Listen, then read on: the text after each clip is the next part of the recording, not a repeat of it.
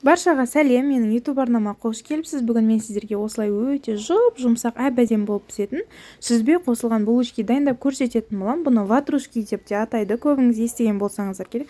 Дәмі және иісі өте ерекше әдемі болады, қыздар. Бірінші қамыр илеуден бастаймыз. Ол үшін бізге тұз, шекер және құрғақ дрожжды ыдысымызға саламыз да, оның үстіне електен өткізіп дайындап қойған ұнымыздың 4 ас қасық саламыз, толтырып.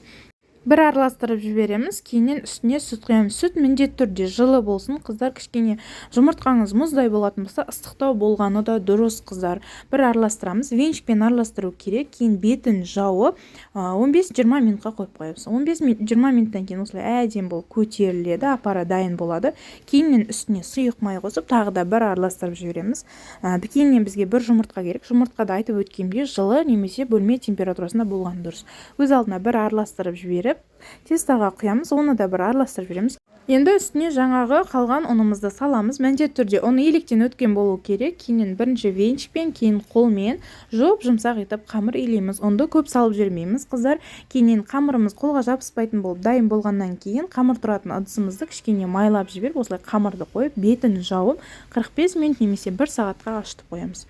Ашып шыққан қамырларды теңдей етіп 11 бөлікке бөлдім мен. Сіздерде солай бөліп, дөңгелектеп жасап алып, ара қашықтықтарын алшақ етіп осылай орналастырып шығып, бетін жауып 15 минутқа тағы да көтерілуге тастаймыз. Ол уақытта начинка дайындасақ болады. Менде творог осындай майда творог.